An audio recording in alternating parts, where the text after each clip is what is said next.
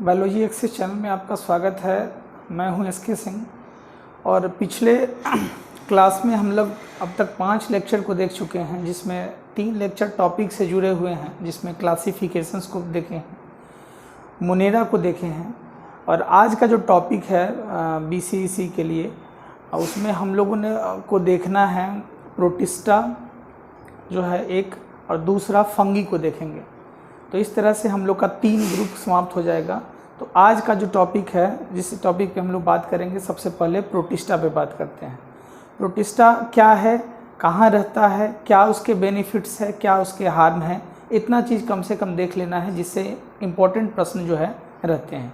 तो चलिए शुरू करते हैं, बिना समय को गंवाए हुए टॉपिक्स में पहुँचते हैं। टॉपिक क्या है, तो आज का जो टॉपिक है उसमें हम लोग देख रहे हैं किंगडम प्रोटिस्टा को देख रहे हैं। किंगडम प्रोटिस्टा को हम लोग जो है आज की क्लास में देख रहे हैं। किंगडम प्रोटिस्टा में क्या क्या देखना है।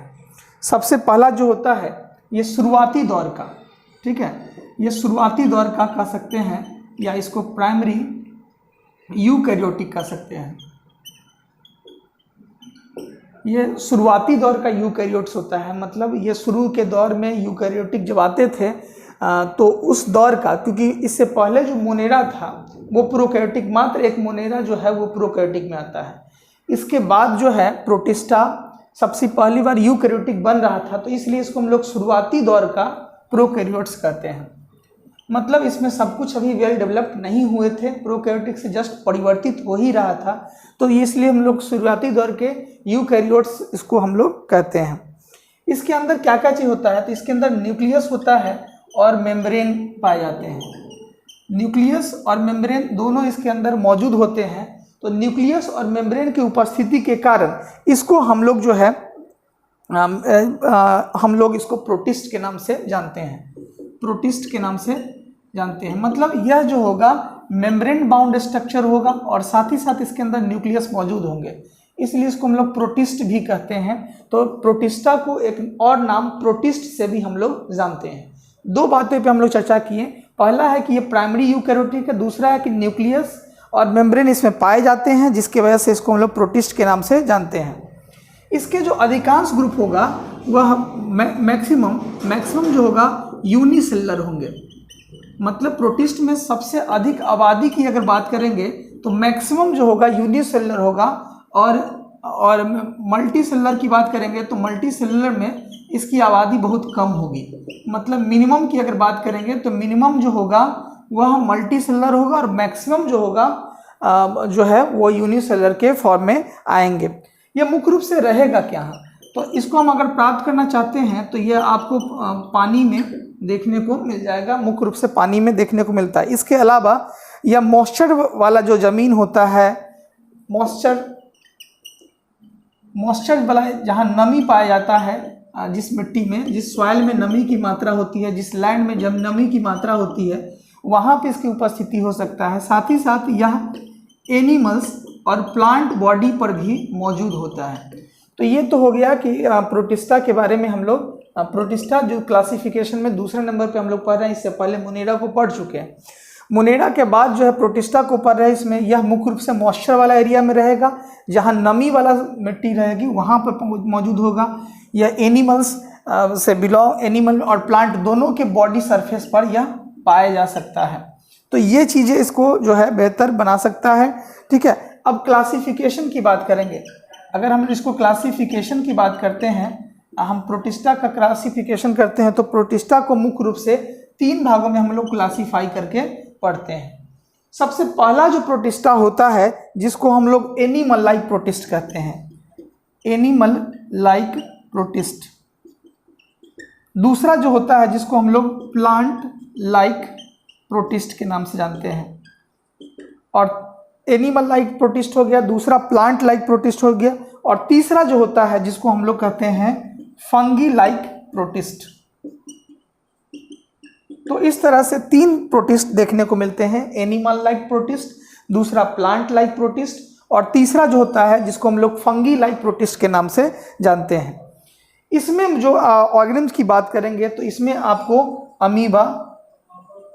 अमीबा आता है, पैरामीशियम आता है, अमीबा हो गया, पैरामीशियम,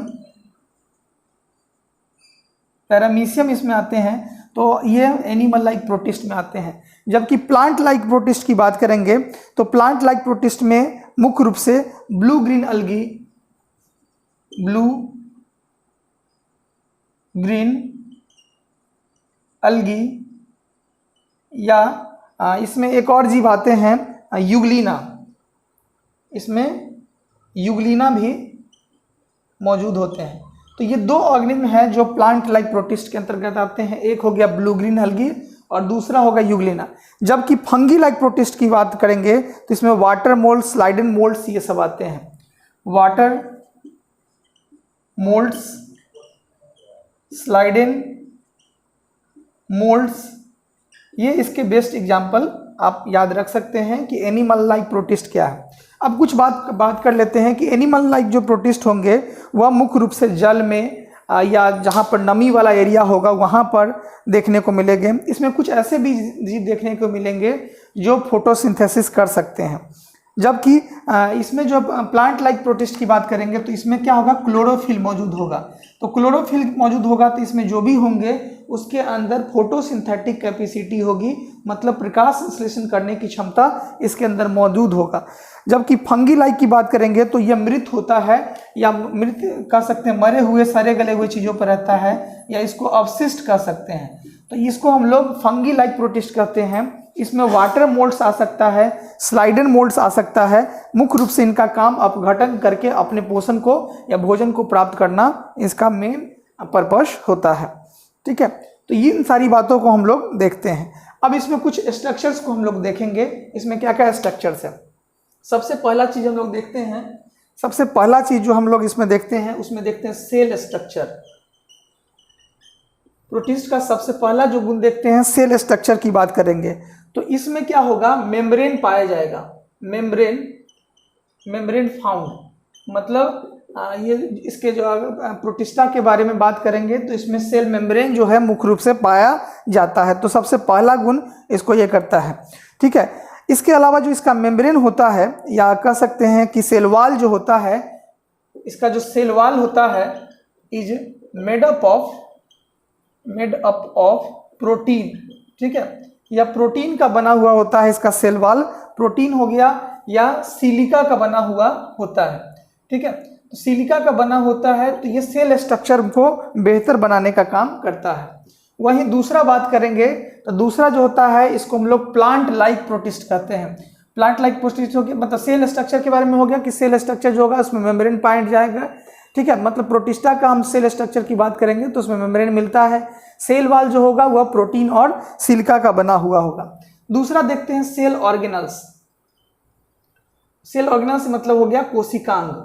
कोशिकांग के नाम से इसको हम लोग जानते हैं। तो यह भी क्या होगा, मेम्ब्रेन, इसमें भी इसके सेल ऑर्गेनल्स में भी मेम्ब्रेन पाए जाएंगे, मेम्ब्रेन मिलेगा इसमें।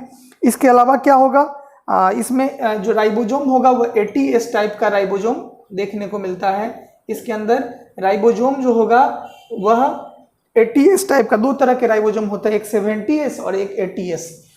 तो इस तरह के ATS टाइप का राइबोसोम होता है। इसमें क्या होगा कि सीलिया पाया जाएगा और फ्लैजिला पाया जाएगा। सीलिया और फ्लैजिला के काम तो जानते ही हैं कि यह बॉडी में मूवमेंट करने में मदद करता है।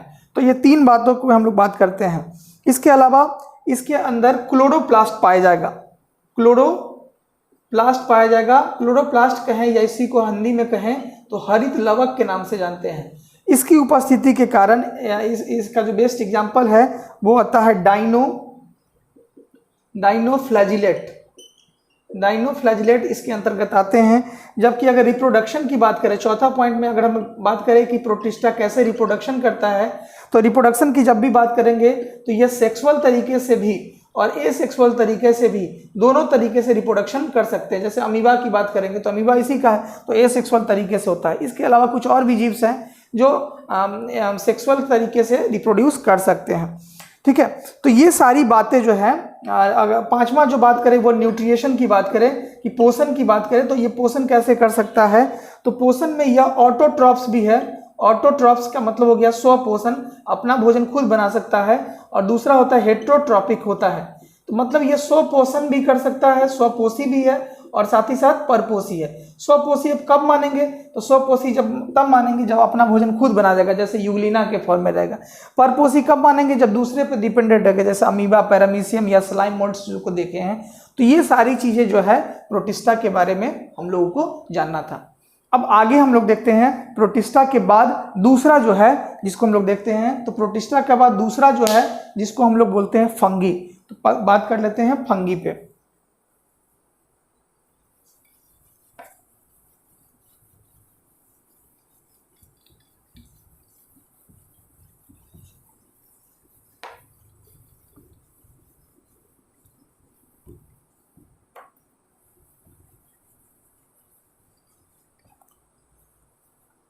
फंगी जिसको हम लोग कवक बोलते हैं।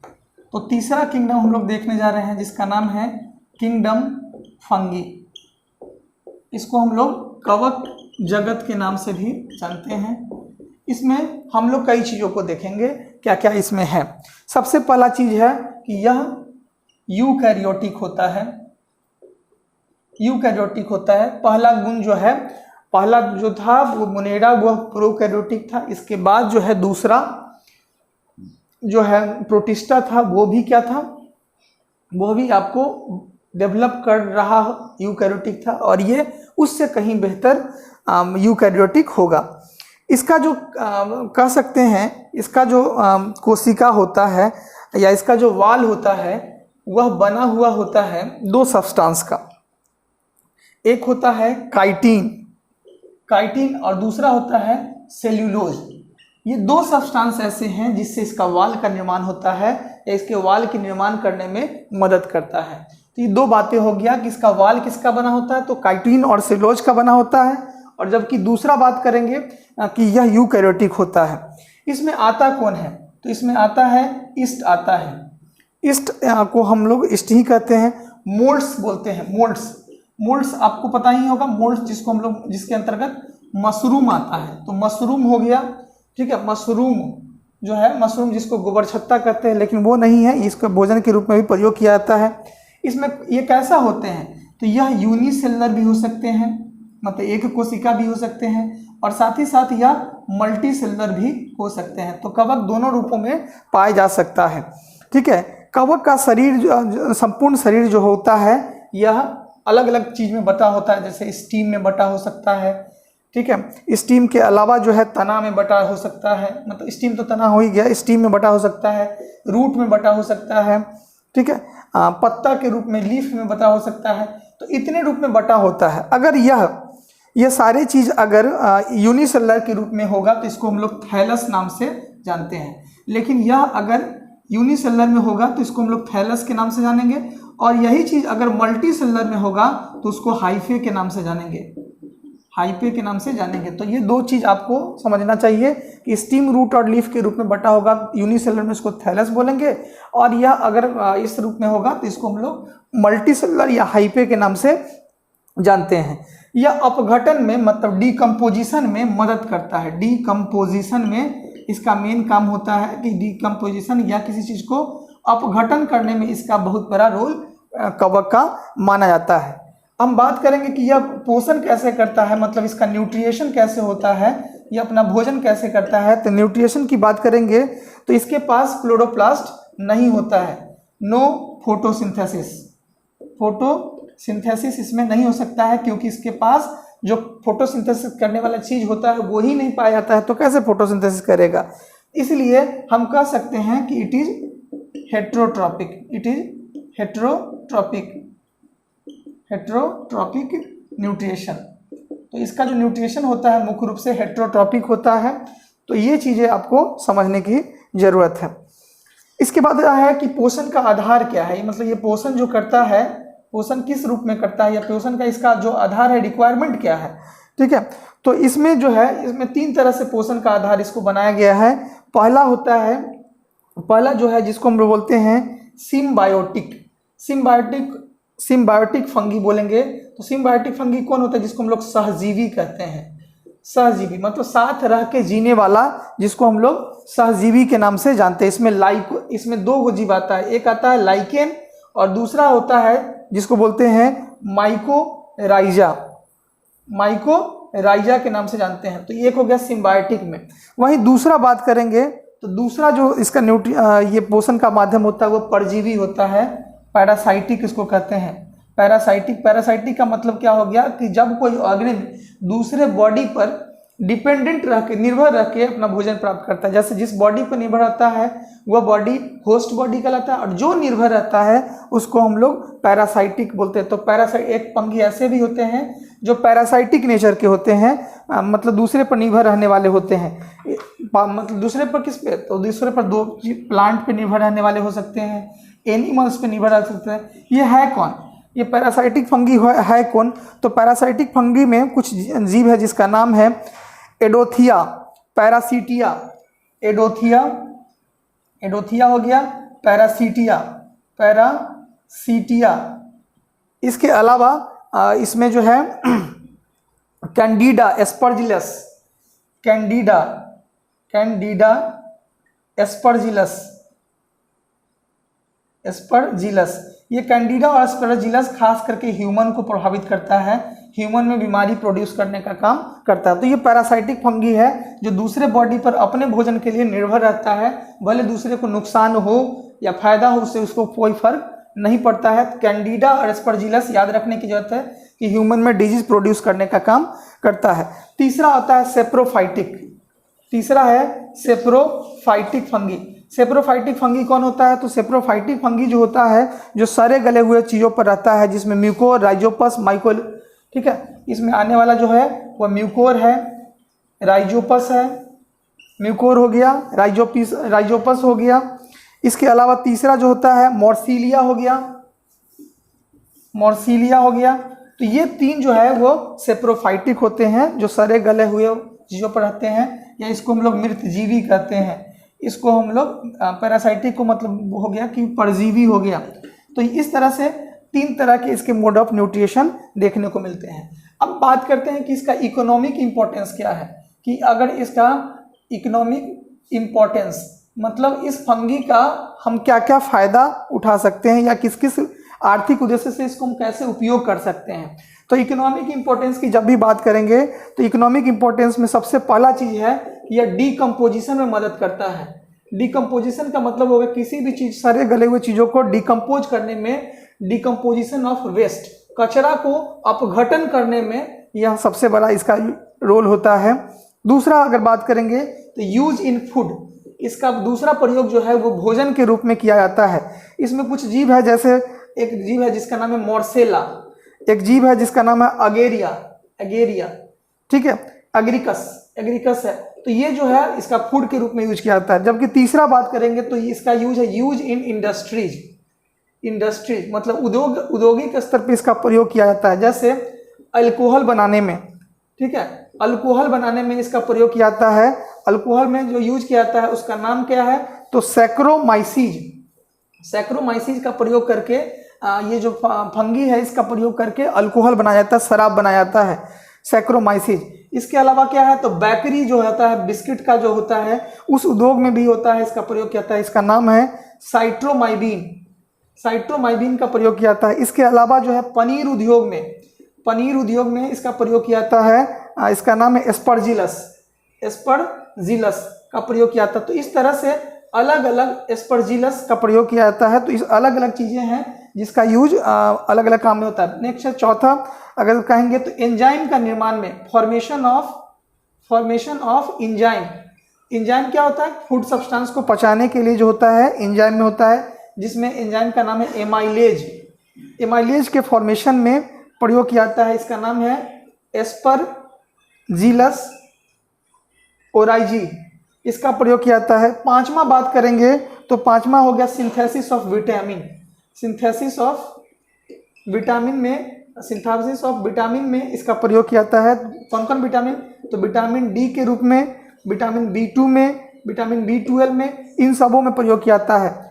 और छठा सबसे इंपॉर्टेंट बात क्या है? तो फॉर्मेशन ऑफ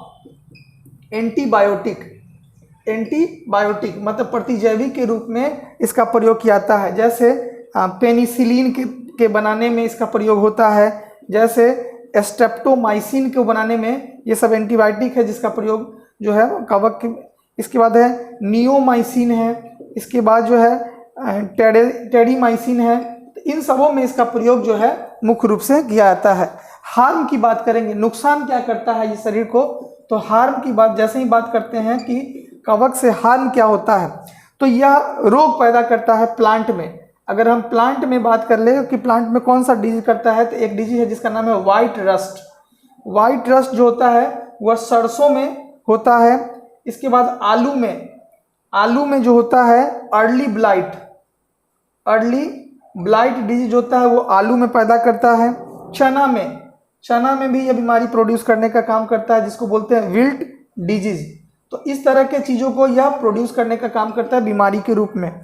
जबकि यह ह्यूमन की बात करेंगे या जीव की बात करेंगे तो उसमें भी यह बीमारी पैदा करने का काम करता है। वेरियस डिजीज इन एनिमल्स, तो एनिमल्स में भी ये डिजीज प्रोड्यूस करने का काम करता है। जैसे फेफड़ा का लंग्स डिजीज में ये लंग्स डिजीज को प्रोड्यूस करने का काम करता है। लंग्स डिजीज का मतलब होगा टीबी बीमारी जैसे वो ये करता है, ठीक है। इसके अलावा नाखून में भूरापन, ठीक है, नेल्स में ये डिजीज प्रोड्यूस करता है, ब्राउन कलर का हो जाता है। इस बीमारी का नाम है ठीक है, इस बीमारी का नाम है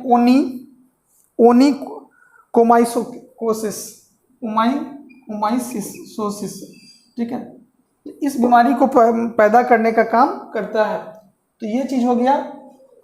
इसके अलावा जो है इसमें जानवरों में एथलीट फुट होता है, पैर में होने वाला रोग होता है, ये पैदा करने का काम करता है। इसके अलावा यह और भी चीज़ों को नुकसान करता है, कपड़ा को, कागज को, चमड़ा को और लकड़ी को, इस सबों को यह नुकसान करके उसको समाप्त कर देता है, नष्ट कर देता है। तो ये चीज़ हो गया। इसी से जुड़ा हुआ एक टॉपिक आता है जिसका नाम है लाइकेन। तो लाइकेन में क्या कहता है, लाइकेन के बारे में, तो लाइकेन के बारे में कुछ बातें हैं। इसी से जुड़ा हुआ है लाइकेन क्या करता है कि लाइकेन जो होता है ये यूँ कह सकते हैं कि कवक और शैवाल के बीच का ये कड़ी है। लाइकेन जो है वह कवक और जो है शैवाल के बीच की यह कड़ी को हम लोग लाइकेन के नाम से जानते हैं। इसको हम लोग कॉमनली जो है हेलोटिज्म के नाम से जानते हैं। ये संयुक्त जीव है। यह भी 3 तरह के यह मुख्य रूप से देखने को मिलता है। एक का नाम है क्रस्टोज, दूसरा का नाम है फोलिएज और तीसरा का नाम है फ्रूटिकोज। ये 3 तरह के मुख्य रूप से देखने को मिलते हैं। लाइकेन के अलग अलग रूप है या अलग अलग प्रकार है। इकोनॉमिक इंपॉर्टेंस की बात करेंगे तो इकोनॉमिकली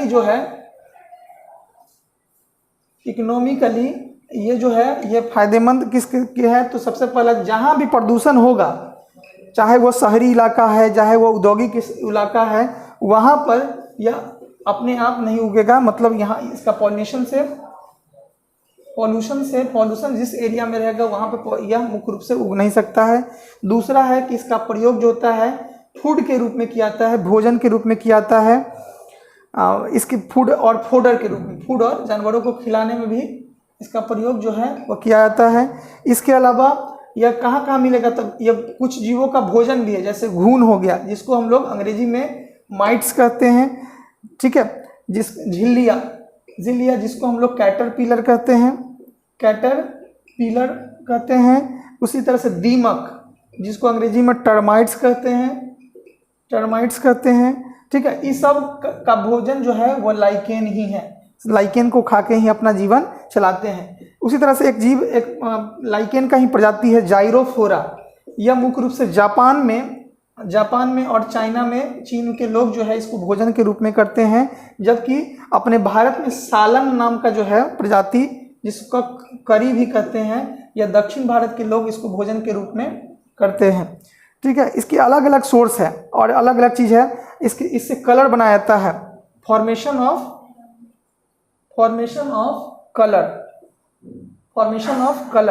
कलर के निर्माण में भी इसका प्रयोग किया जाता है। कलर में कौन कौन से कलर, तो इसमें कुछ प्रजातियां हैं जैसे ऑर्किन हो गया, रॉक्सेला हो गया, इसके अलावा लोकनोरा हो गया। ये सब का प्रयोग जो है कलर बनाने में करते हैं। Last source of source of various medicine, ये बहुत सारे मेडिसिन को बनाने में इसका प्रयोग किया जाता है। जैसे एक ज्वर में, बुखार उपचार में किया जाता है, बुखार के उपचार में जो किया जाता है उसका नाम है क्लेडोनिया। इसके अलावा जो है पीलिया में इसका प्रयोग किया जाता है, पीलिया के उपचार में किया जाता है जिसका नाम है जैंथोरिया का प्रयोग पीलिया में किया जाता है। पीलिया हो गया जॉन्डिस में। बालों को दृढ़ता देने में, बालों की मजबूती देने में इसका प्रयोग किया जाता है जिसका नाम यूसिनिया है। और इसके अलावा टीबी में प्रयोग किया जाता है जिसका नाम लाइबेरिया है, ठीक है। और इसी तरह से श्वसन के संबंधी बीमारी में लाइबेरिया का ही प्रयोग किया जाता है। तो ये लाइकेन से जुड़ा हुआ टॉपिक्स था। अब आगे की क्लास में हम लोग अलग अलग टॉपिक्स को फिर देखेंगे। अब तक हम लोगों ने मोनेरा पढ़ लिया है, प्रोटिस्टा पढ़ लिया है, फंगी पढ़ लिया। आगे के क्लास में प्लांटी और एनिमिलिया को देखेंगे। कैसा क्लास लगा जरूर बताएंगे और दोस्तों के बीच में शेयर करेंगे ताकि नए आइडियाज़ के साथ हम अब तक पहुंच सकें। Thank you for watching me.